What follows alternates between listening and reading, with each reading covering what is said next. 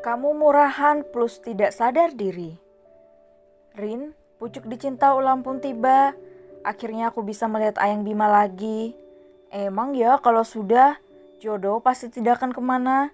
Pekik seorang wanita yang tidak lain adalah Fiona saat melihat Bima. Pemuda pujaannya sedang berjalan bersama dengan Bimo di koridor kampus.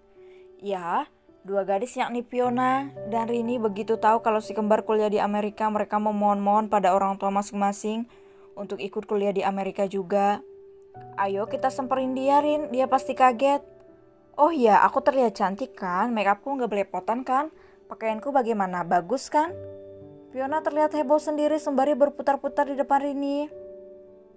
Fiona, kamu tenang saja, kamu tetap selalu cantik kok, puji Rini. Entah pujian itu murni dari hati atau hanya di mulut saja, hanya dia yang tahu. Ah, kamu memang sahabatku yang terbaik, ucap Fiona dengan riang. Kalau begitu ayo kita samperin dia.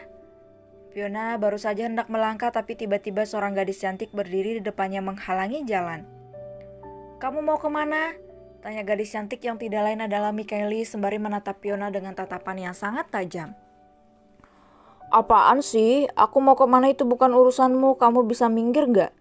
Fiona terlihat sangat kesal. Kalau aku tidak mau minggir, kamu mau apa? Tantang Mikaeli membuat Fiona hanya bisa mengeram saja.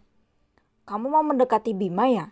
Jangan harap kamu bisa mendekatinya selama masih ada aku di sini, ucap Mikaeli dengan tegas. Fiona berdeci dan tersenyum miring. Emangnya punya hak apa kamu atas Bima? Kamu bukan pacar ataupun istrinya kan? Aku memang bukan pacarnya, tapi aku sahabat Ayunda, calon istri Bima. Jadi selama aku masih ada, aku akan menjauhkan Bima dari perempuan-perempuan tidak tahu malu seperti kamu. Mikaeli menunjuk tepat di dada Fiona. Hei, kamu boleh saja menghalangi kami dan gadis-gadis lain untuk mendekati Bima demi Ayunda. Tapi kamu yakin kalau Bima suka dengan apa yang kamu lakukan? Bukannya itu berarti kamu sudah memaksakan kehendak kamu atas Bima, ha? Padahal kamu tahu jelas kalau Bima sama sekali tidak pernah menyukai Ayu kan? Kalau kamu tetap menghalangi ada gadis mendekati Bima, bukannya itu berarti kamu sudah bersikap egois pada Bima?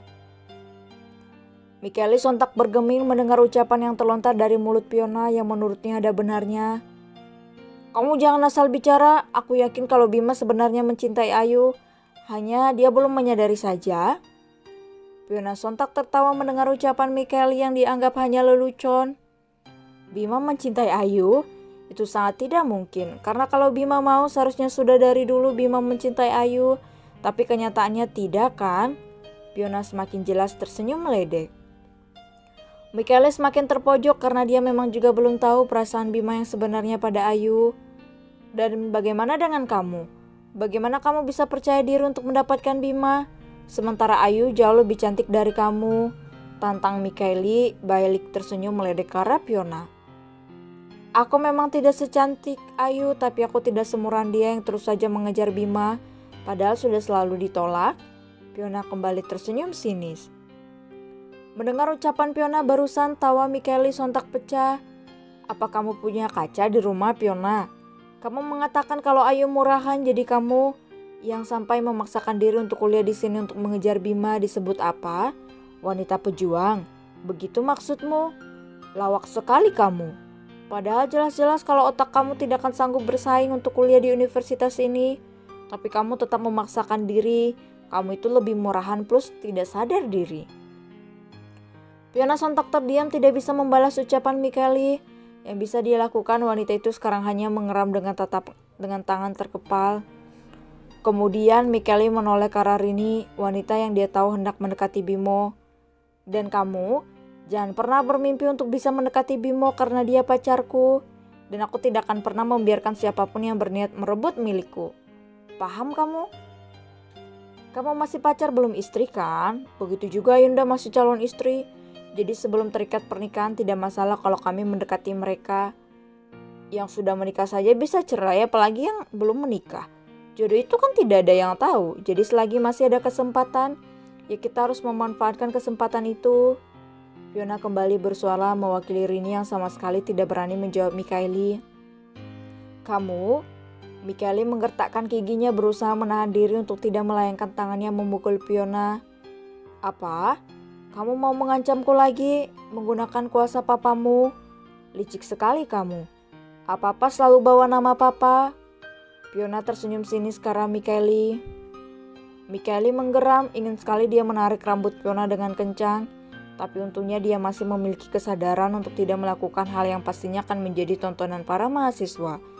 Dia tidak bisa membayangkan betapa malunya dia nanti kalau dia sampai terlibat perkelahian dengan wanita paling menyebalkan yang pernah dia kenal itu. Mikaeli tersenyum semirik dan mencondongkan tubuhnya mendekat ke arah Fiona. Kamu tenang saja, aku tidak selicik itu. Masalah ini terlalu sepele bagiku karena aku punya keyakinan dan sangat percaya diri kalau kamu dan teman kamu ini tidak layak untuk bersaing denganku maupun Ayunda. Jadi papaku tidak perlu turun tangan. Tapi kalau kalian nantinya sudah keterlaluan, tanpa aku minta ke papa, aku yakin papaku maupun papanya Ayunda tidak akan tinggal diam. Dengan sekejap papamu akan dipecat dan kalian akan jadi gembel. Suara Mikaeli terdengar pelan tapi penuh penekanan. Kemudian wanita itu memutar tubuhnya hendak berlalu pergi, meninggalkan dua wanita menyebalkan itu.